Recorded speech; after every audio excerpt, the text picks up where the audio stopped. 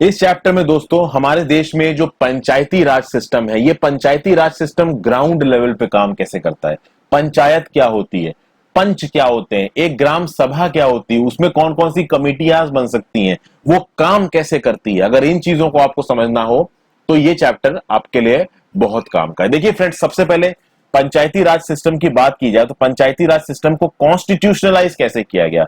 सबसे पहले friends local self government पे कमेटी आई थी, बलवंत राय मेहता कमेटी। जब सबसे पहले बात हुई थी लोकल सेल्फ गवर्नमेंट पे तब हुई थी। लेकिन कॉन्स्टिट्यूशनल अरेंजमेंट कब किया गया, तो देखिए 73rd कॉन्स्टिट्यूशनल अमेंडमेंट एक्ट आया 1992 में।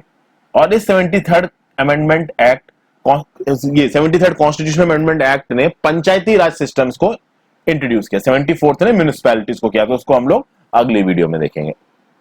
तो यहां पे इस चीज को समझेंगे, लोकल गवर्नमेंट और एडमिनिस्ट्रेशन खासकर गांवों के लेवल पे किस तरीके से होता है, इस बात को हम लोग यहां पे समझने की कोशिश करेंगे।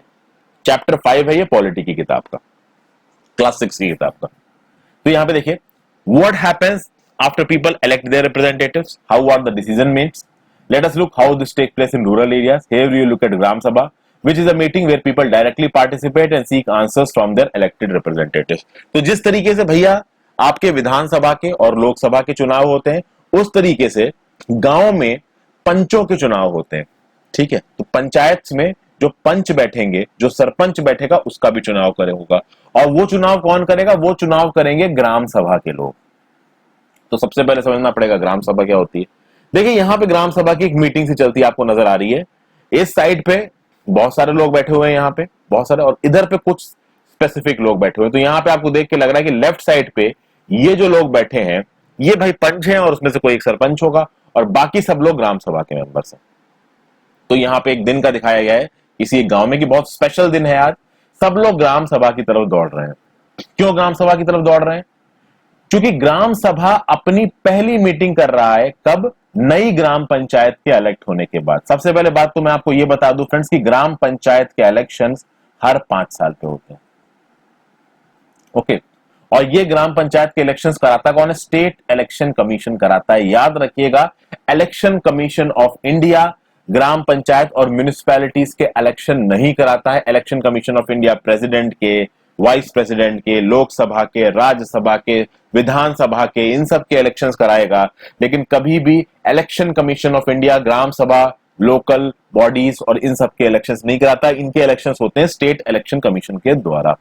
ये स्टेट इलेक्शन कमीशन कौन से अमेंडमेंट एक्ट के प्रावधान के अंदर बने हैं? तो 73rd कॉन्स्टिट्यूशनल अमेंडमेंट एक्ट के प्रावधानों के अंदर बने हैं। अब सबसे पहले यह समझते हैं ये ग्राम सभा होती क्या है।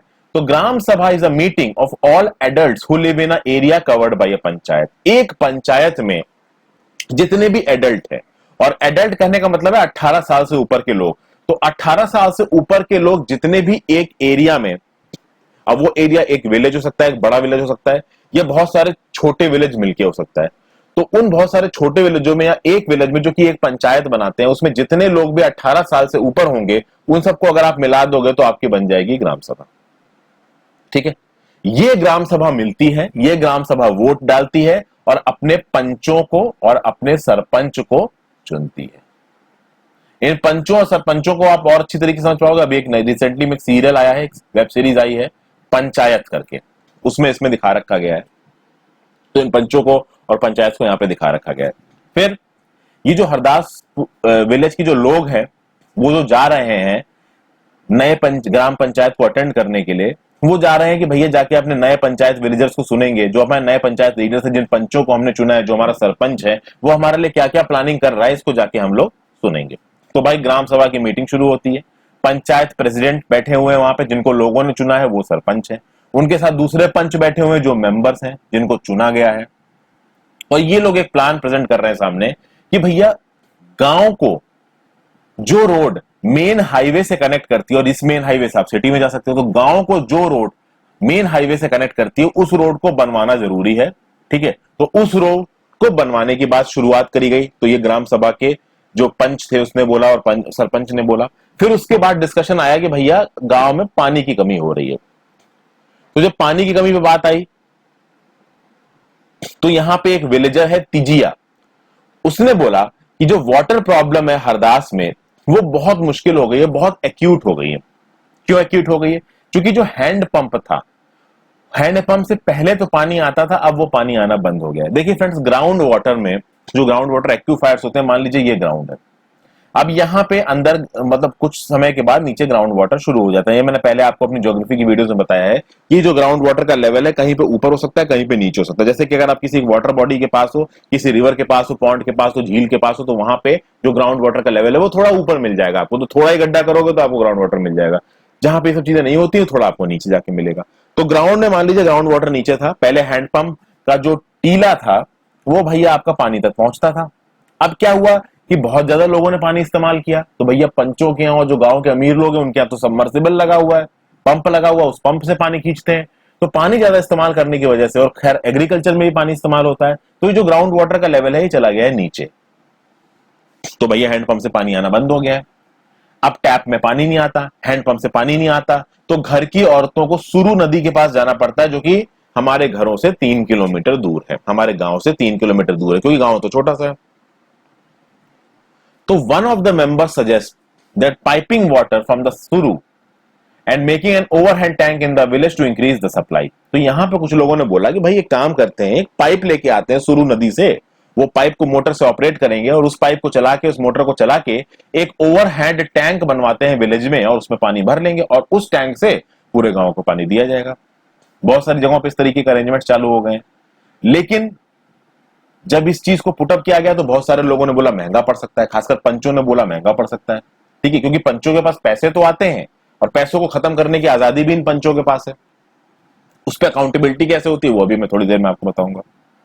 तो बहुत सारे लोगों को बोला कि ये जो भाई मोटर के थ्रू, पाइप के थ्रू जो नदी से पानी लाके टैंक भरने की बात कर रहे हैं, ये तो भाई बहुत मुश्किल है, बहुत महंगा पड़ेगा। तो भाई कुछ पंचों ने बोला कि आप एक काम करो, हैंड पंप को दूसरे लगवा के थोड़ा और गहरा कर दो, गड्ढों को साफ सफाई करवा दो तो पानी आ जाएगा। इस तरीके की बात कही गई। तो तिजिया ने बोला कि देखिए ये जो प्रॉब्लम है ना ग्राउंड वाटर वाली, ये हमको इसलिए आ रही है क्योंकि पानी एक लिमिट से ज्यादा नीचे चला गया है। हम थोड़ा हैंडपंप को गहरा भी करवा देंगे तो 1-2 साल बाद फिर ये प्रॉब्लम हमको आ सकती है। इसलिए जरूरी ऐसा ये है कि कोई एक ऐसा सॉल्यूशन ढूंढा जाए जो लंबे टाइम पीरियड के लिए चले। ऐसा तिजिया ने बोला, we need to do something more permanent as ground water level seems to be going down every year. ये तो पूरे इंडिया में हो रहा है, ठीक है। और जितना पानी गांव वाले खींच रहे हैं उससे कम पानी रेनफॉल के थ्रू नीचे सीप कर रहा है। भैया अब ग्राउंड वाटर कहां से रिचार्ज होंगे? ग्राउंड वाटर तो तभी रिचार्ज होंगे ना जब बरसात होगी। बरसात से जितना पानी नीचे जा रहा है उससे ज्यादा तो वो निकाले दे रहे हैं। फिर इसमें एक और मेंबर था, ग्राम सभा का मेंबर अनवर, उसने बोला कि मैंने पानी को कंजर्व करने की और रिचार्ज करने की एक टेक्निक एक विलेज में देखी थी महाराष्ट्र में, जहां पे मैं अपने भाई से मिलने गया था, ठीक है। और मैंने ये भी सुना था कि उस वाटरशेड डेवलपमेंट प्रोजेक्ट, अब ये वाटरशेड डेवलपमेंट प्रोजेक्ट क्या है इसको मैं थोड़ा बहुत आपको आगे बताऊंगा, पूरा तो नहीं बता सकता क्योंकि ज्योग्राफी का टॉपिक है। तो वाटरशेड डेवलपमेंट प्रोजेक्ट के बारे में उसने बात की अनवर ने, कि अगर इस वाटरशेड डेवलपमेंट प्रोजेक्ट को हम लगाएं तो हम गांव में सस्टेनेबल तौर पे बहुत लंबे समय के लिए पानी को लेके आ सकते हैं, और इसके लिए सरकार पैसा भी देती है, ऐसा उसने बोला। फिर इस वाटरशेड डेवलपमेंट प्रोजेक्ट में होता क्या है, तो भाई उसके भाई के विलेज में बहुत सारे ट्रीज लगाए गए हैं। तो जब बहुत सारे ट्रीज होंगे तो उससे क्या होगा, जब भी पानी बरसेगा वो ट्रीज पानी को नीचे सीप डाउन करेगा, ग्राउंड वाटर एक्विफायर्स आपके रिचार्ज हो जाएंगे। फिर चेक डैम्स बनाइए, चेक डैम्स में क्या होगा कि जो पानी का फ्लो है रिवर का, वो चेक डैम्स में पानी कलेक्ट होगा और फिर उस पानी को एक मैकेनिज्म से हम गांव तक पहुंचा सकते हैं। तो ऐसे बहुत सारे चेक डैम बना सकते हैं, जो छोटी छोटी रिवर्स की स्ट्रीम्स गांव के पास से गुजरती हैं, वहां पे पानी इकट्ठा हो जाएगा, फिर किसी तरीके से उस पानी को हम लोग गांव में ले आएंगे। या फिर टैंक बनाए जा सकते हैं, तो जब पानी बरसेगा उस टैंकों में पानी स्टोर हो जाएगा। तो इस तरीके के बहुत सारे आइडिया उस समय पे दिए गए। फिर हम बात करते हैं कि मतलब ये वाटरशेड डेवलपमेंट के बहुत से आप कह सकते हैं कि तरीके हैं। वाटरशेड डेवलपमेंट वैसे एक बहुत बड़ी चीज है, तो उस पर भी हम नहीं जाते हैं। अब यहां पे देखिए किस तरीके की बात हो रही है, ग्राम सभा क्या कर रही है। ग्राम सभा में उस गांव की जो परेशानियां हैं, उस परेशानियों का निरावरण करने के लिए बातचीत चल रही है, और इस बातचीत में जो लोग इलेक्ट हुए हैं वो भी बात कर रहे हैं, यानी पंच वो भी बोल रहे हैं, और जो लोग ग्राम सभा के मेंबर्स यानी कि जो वहां की जनता है वो भी बात कर रही है। तो इस तरीके की बातें चल रही है, बहुत सारे लोग अपने व्यूज दे रहे हैं। तो आप यहां पे समझ सकते हैं इतनी बातों से कि भाई केवल पंच नहीं बोल सकते हैं, यहां पे जो ग्राम सभा के मेंबर्स हैं वो भी बोल सकते हैं। अब देखिए यहां पे कुछ हायरार्कीज को समझ लेते हैं। हायरार्कीज क्या है कि देखिए हर विलेज की पंचायत छोटे छोटे वार्ड में बटी होती है और हर वार्ड से एक आदमी को इलेक्ट किया जाता है, उसे बोला जाता है वार्ड मेंबर, जिसको आप पंच भी बोलते हो। ठीक है। फिर सारे मेंबर्स ऑफ द ग्राम सभा वोट डाल के एक सरपंच को चुनेंगे, पंचायत प्रेसिडेंट को। और ये जो वार्ड के पंच हैं और जो सरपंच हैं ये ग्राम पंचायत बनाएंगे, तो ये इलेक्टेड रिप्रेजेंटेटिव्स हो गए, जो ये डिसाइड करेंगे कि गांव के लिए क्या ज्यादा सही है, और जो भी थोड़ा बहुत पैसा इनके पास आ रहा है अलग अलग सोर्सेस से, उस पैसों को लगाएंगे उन गांवों के डेवलपमेंट के लिए। ओके। इस पंचायत को इलेक्ट किया जाता है 5 साल के लिए। अच्छा, इस ग्राम पंचायत में इलेक्टेड रिप्रेजेंटेटिव्स तो आ गए, बात यहां पे आई कि भाई गवर्नमेंट का रिप्रेजेंटेटिव यहां कौन है। तो एक विलेज सेक्रेटरी होता है जिसको सेक्रेटरी ऑफ द ग्राम सभा कहते हैं। ये एक इलेक्टेड पर्सन नहीं होता है, इसको गवर्नमेंट अपॉइंट करके भेजती है। तो गवर्नमेंट का रिक्रूटमेंट होता है, उसके बाद उसको इलेक्ट किया जाता है, सेलेक्ट किया जाता है, और फिर ये सेक्रेटरी को एक ग्राम सभा के साथ अटैच किया जाएगा। तो ये जो पंचायत सीरियल है, इसमें जो मेन कैरेक्टर है वो यही ग्राम पंचायत का सेक्रेटरी होता है, जो वहां पे रह के। ग्राम पंचायत के सेक्रेटरी का काम क्या होता है? सिंपल सी बात है, ग्राम पंचायत सेक्रेटरी का काम क्या है? जब भी ग्राम सभा की मीटिंग्स होंगी, देखिए इलेक्टेड रिप्रेजेंटेटिव्स हैं, वो बात करेंगे, तो ग्राम सभा की मीटिंग्स में पंच आएंगे, लोग आएंगे, तो उस मीटिंग्स में क्या बातें हुई वो ये विलेज सेक्रेटरी नोट करता हुआ जाएगा, ग्राम सेक्रेटरी। प्लस हर मीटिंग में आपके ग्राम सभा के लोग नहीं आएंगे। बहुत सारी मीटिंग्स ऐसी भी होंगी जिसमें सिर्फ पंच बैठेगा और सरपंच बैठेगा और वो लोग बात करेंगे, तो उस मीटिंग में भी ये सेक्रेटरी रहता है और सेक्रेटरी उसके प्रॉपर नोट्स बनाता है, प्रॉपर चीजों को लिखता है, और इसकी प्रॉपर रिपोर्ट समय समय पे ये विलेज सेक्रेटरी डिस्ट्रिक्ट एडमिनिस्ट्रेशन में जाके जमा करता है, अपने बीडीओ के पास जाके जमा करता है, ब्लॉक डेवलपमेंट ऑफिसर के पास। तो ब्लॉक डेवलपमेंट ऑफिसर अपने एसडीएम को देगा, एसडीएम डीएम के पास भेजेगा। तो डीएम के पास जब एक रिपोर्ट पहुंचती है तो वो एक सब डिवीजन की कंबाइंड रिपोर्ट पहुंचती है, जो कि नीचे से इन छोटे छोटे लेवल से इंडिविजुअल फॉर्म्स में अराइज होके फाइनल फॉर्म में वहां पे पहुंचेगी। ठीक है, ये मैंने आपको काम करने का तरीका बताया। फिर ग्राम सभा की प्रोसीडिंग्स अभी भी चल रही हैं, आगे देखते हैं। अगला जो एजेंडा था ग्राम सभा में वो था कि भैया उन लोगों की लिस्ट बनानी है जो कि पॉवर्टी लाइन के नीचे हैं। ओके, तो बात इस पे बात होने लगी कि भैया कौन कौन से ऐसे लोग हैं ग्राम सभा में जो कि पॉवर्टी लाइन के नीचे हैं। तो भाई लिस्ट में नाम पढ़े जाने लगे। जब लिस्ट में नाम पढ़े जाने लगे तो उसमें नटवर का नाम आया। अब नटवर का जब नाम आया तो बात होने लगी कि भैया नटवर ने तो अभी कलर टीवी खरीदा है, उसके बेटे ने उसको न्यू मोटरसाइकिल खरीदी, तो इसको कैसे आप ये भाई ये बिलो पॉवर्टी लाइन का भत्ता दे दोगे। फिर बहुत सारे और लोग भी बात आए कि सूरजमल ने अपने पर्सन जो उसके बगल में बोला, उससे बोला था कि सरोज सेज टू सुखी by, how did Birju name get on the list. भाई बिरजू का नाम कैसे आ गया, इसके पास तो इतनी सारी जमीन है। मतलब लोगों को इस बात से प्रॉब्लम होने लगी भाई कि यहां पे जिन लोगों का नाम इस बिलो पॉवर्टी लाइन के भत्ते के लिए आ रहा है, वो उनमें से कुछ लोग तो भाई बड़े अमीर हैं, जिनके पास अच्छा खासा पैसा है, तो इनका नाम बिलो पॉवर्टी लाइन वालों में कैसे आ रहा है, जबकि जिनको जरूरत है उसका नाम नहीं आ रहा है। जैसे फॉर एग्जाम्पल प्रकाश एक लैंडलेस लेबरर है, उसके पास पैसा होता नहीं है, बड़ी मुश्किल से वो अपना खर्चा चलाता है, उसका नाम यहाँ पे नहीं है। समझ गए। अब बात है कि नटवर और बिरजू को बिलो पॉवर्टी लाइन वाले में शामिल किया गया, किसके कहने पे शामिल किया गया, तो समझ में आया कि भाई ये अमीर चंद के पहचान वाले हैं। अमीर चंद कौन है, तो देखिए ये अमीर चंद हर गांव में होते हैं। हर गांव में आपको कुछ ऐसे लोग मिलेंगे जो कि व्यापार करते हैं, जिनके बड़े बड़े खेत हैं, तो वो गांव की एक स्ट्रांग और एक कह सकते हैं कि समृद्ध परिवार माना जाता है। हर गांव में ऐसा एक परिवार मिल ही जाता है। हर गांव में गरीब लोग भी होते हैं, तो उस गांव में इन अमीरों की बहुत चलती है, और इन अमीरों के चलते ये नटवर और बिरजू जिनके पास ठीक ठाक पैसे हैं उनको बीपीएल में जोड़ा जा रहा है, और वहीं पे प्रकाश एक पर्सन है जिसको बीपीएल में नहीं जोड़ा गया। ठीक है, तो अब बात ये आई कि यार लोगों को सही नहीं लग रहा है, ठीक है, कि ये इन लोगों का नाम जोड़ा जा रहा है। तो सरोज करके एक लेडी है, वो सरोज सूरजमल से बोलती है कि भाई खड़े होके बोलो कि नटवर और बिरजू को किस बेसिस पे बीपीएल का लाइन के नीचे का फायदे दिए जा रहे हैं। इनके पास तो पैसे हैं, पर सूरजमल खड़े होकर बोलना नहीं चाहता। तो यहां पे आप देख सकते हैं कि यहां पे कुछ लोग झिझक रहे हैं बोलने में। क्यों झिझक रहे हैं? क्योंकि उसी मीटिंग में अमीर चंद भी बैठा है, और अमीर चंद से कोई पंगा नहीं लेना चाहता। क्यों पंगा नहीं लेना चाहता? क्योंकि जब उनके बच्चों की तबीयत खराब होगी तो पैसा कौन देगा? उधार पे अमीर चंद देगा। जब उनको अपने गांव में धान के लिए, सीड्स के लिए पैसों की जरूरत होगी, और बाकी सारी चीजों की, पेस्टिसाइड्स के लिए पैसों की जरूरत होगी, तो पैसा उधार पे कौन देगा? अमीर चंद देगा।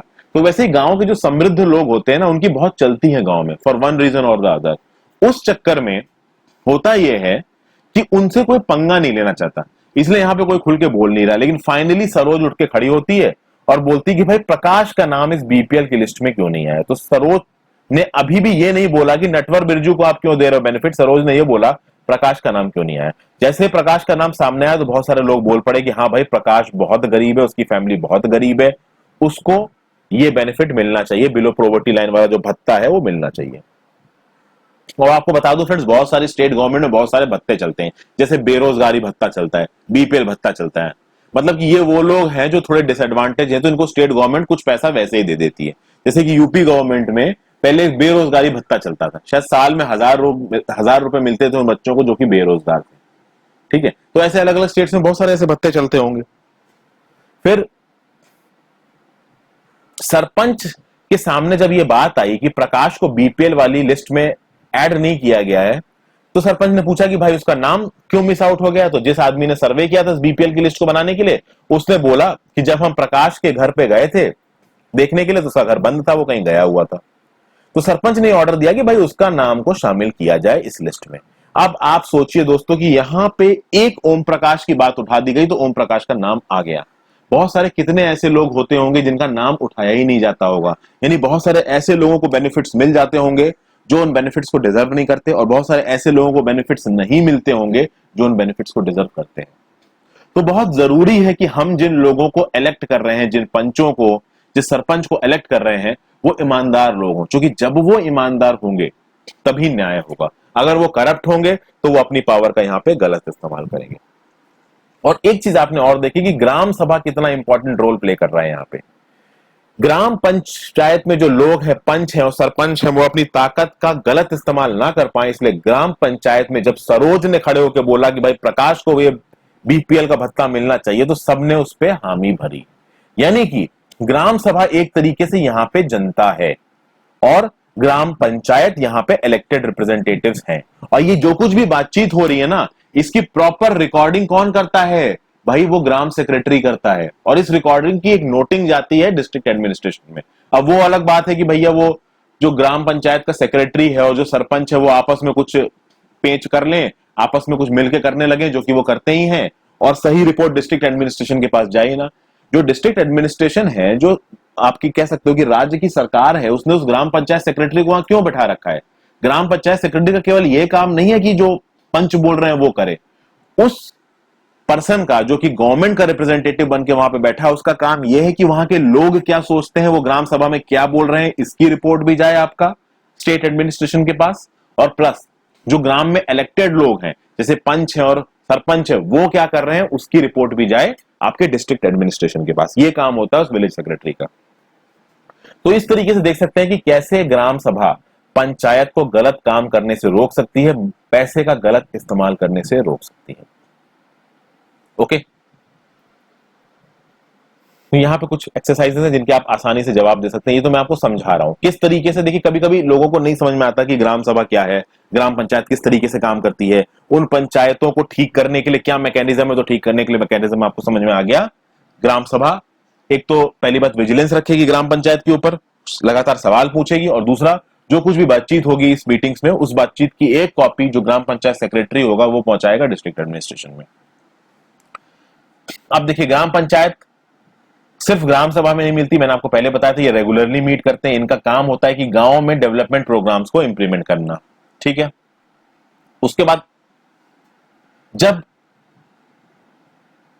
ये सब चीजें हो रही होंगी, जब ये लोग नियम कानून बना रहे होंगे ग्राम पंचायत वाले, तो ग्राम पंचायत वाले किसी भी चीज को इंप्लीमेंट करने से पहले, ठीक है, उस डिसीजन को ग्राम सभा के सामने डिस्कस करेंगे।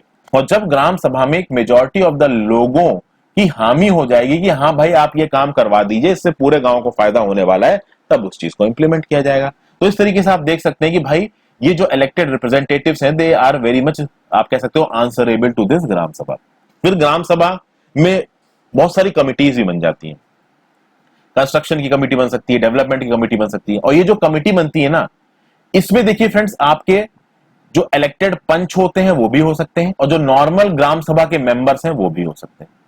तो बहुत सारी अलग अलग कमेटी बनती है। देखिए अब कभी कभी जो ग्रुप ऑफ विलेजेस है उसमें काम बड़ा हो जाता है, तो बहुत सारे अलग अलग काम करने हैं कि भैया एक ये मनरेगा के अंदर ये काम आया है, इस चीज की कंस्ट्रक्शन करवाना है, फिर वहां कुआं खुदवाना है, एक टैंक खड़ा करवाना है तो बहुत सारे अलग अलग काम होंगे, तो इन अलग अलग कामों के लिए अलग अलग कमेटी बना दी जाएगी। उस कमेटी में पंच भी हो सकते हैं, उस ग्राम सभा के मेंबर्स भी हो सकते हैं।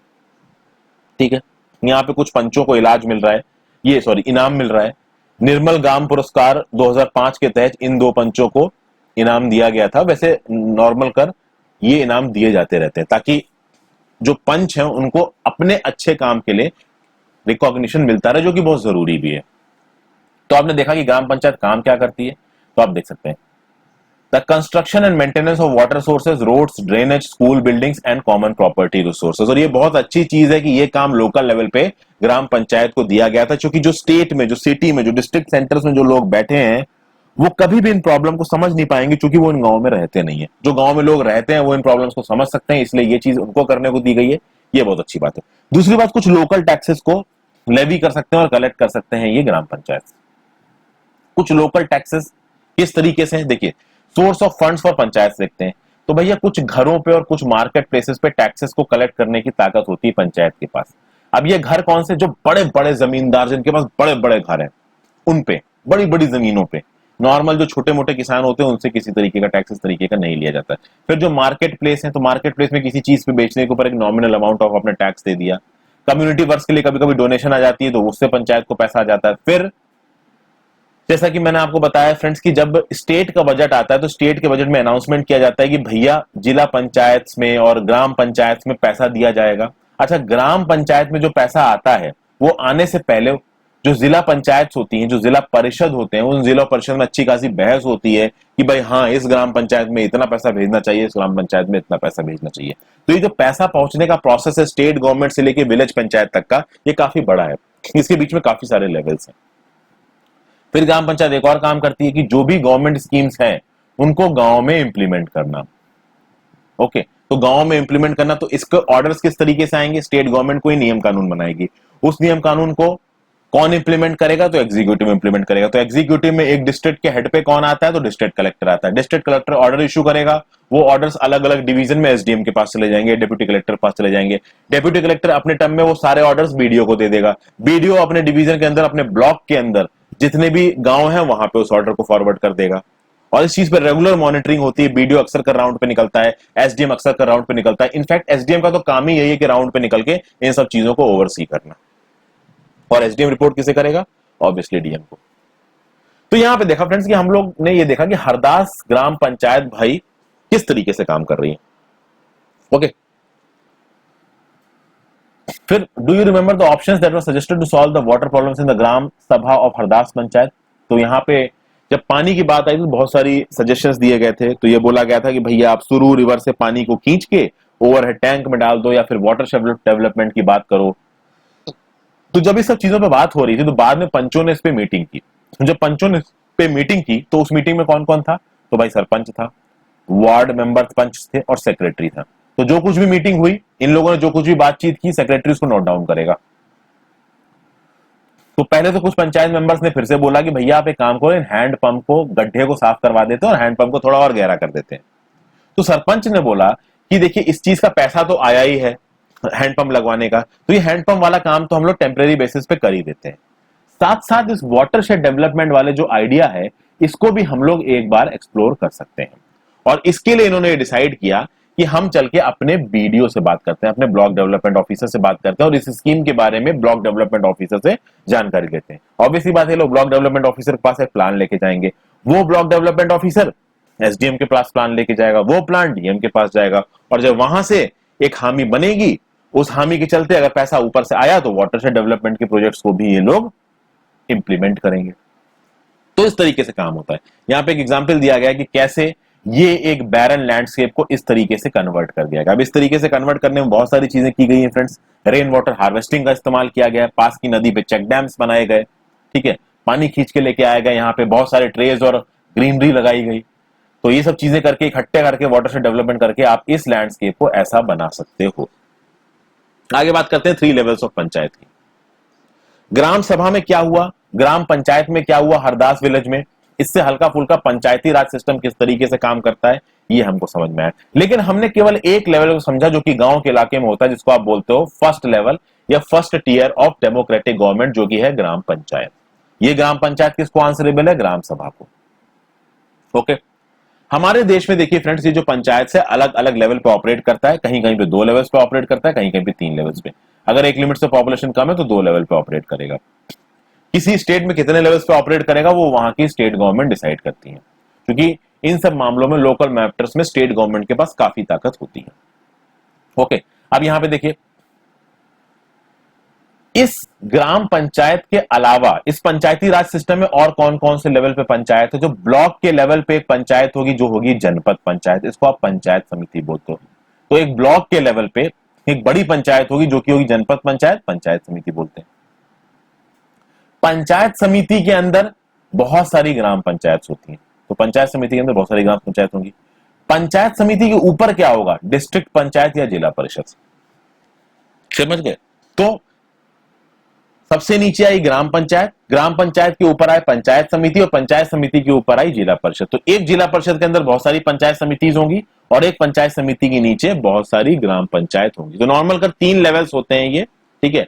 कहीं कहीं पे 2 लेवल्स भी होते हैं। जो जिला परिषद होता है सबसे ऊपर होता है डिस्ट्रिक्ट लेवल में, जब भी गांव के डेवलपमेंट प्लान्स की बात करती है, और ये जिला परिषद ही डेवलपमेंट प्लान्स बनाता है डिस्ट्रिक्ट लेवल पे डीएम के साथ अपनी बातचीत करके। और पंचायत समिति की मदद से ये जिला परिषद अलग अलग ग्राम पंचायत को मनी एलोकेट करेगा। यानी कि कुछ ऐसा होगा कि स्टेट गवर्नमेंट मनी को एलोकेट कर देगी जिला परिषद को या डिस्ट्रिक्ट्स के हिसाब से, और फिर वो डिस्ट्रिक्ट्स की जो जिला परिषद होंगी वो अलग अलग जगहों पे कितना पैसा भेजना होगा उस हिसाब से अपने डिसीजंस को लेंगी। और ये सब लोग अकाउंटेबल, इनकी रेगुलर ऑडिटिंग होती है, और ये auditing third party private members के थ्रू करी जाती है। तो बहुत प्रॉपर तरीके से इनका काम करना जरूरी होता है। ठीक है दोस्तों, तो यहाँ पे with the guidelines given in the constitution each state in the country has its own laws regard to panchayat. अलग अलग स्टेट गवर्नमेंट्स पंचायत में थोड़े बहुत चेंजेस ला सकती हैं। आप अगर स्कूल पर्पसेस के लिए कर रहे हैं तो ये एक्टिविटी कर सकते हैं, नहीं तो अगर आप कॉम्पिटिटिव एग्जाम्स की तैयारी कर रहे हैं तो इतनी इन्फॉर्मेशन में जरूर आपको कुछ ना कुछ एक्स्ट्रा जानने को मिला होगा। क्योंकि जब हम लोग एक फ्रेशर होते हैं तो एक गांव के लेवल पे चीजें कैसे काम करती हैं वो आपको यहाँ पे समझ में आया। और कभी अक्सर अगर आप लोग गांव जाते रहते होंगे तो ग्राम की जब पंचायत बैठती है, जब ग्राम सभा की मीटिंग होती है, तो जो आपके गांव में रिलेटिव्स उनके साथ जाके एक बार उस मीटिंग को अटेंड कीजिए। बड़ा मजा आता है उस मीटिंग्स में। कभी कभी अगर बहुत हाई लेवल पे हो रही है तो कभी कभी तो क्या होता है कि बिल्कुल ही फॉर्मेलिटी होती है, जाते हैं 4 लोग बैठे होते हैं, एक कोई मेंबर पंच आ जाता है और थोड़ा बहुत खा पी के वापस आ जाते हैं। चिक्की विक्की वहां बट रही होती है। तो कहीं कहीं पे काम अच्छे से होता है, कहीं कहीं पे काम उतने अच्छे से नहीं होता है।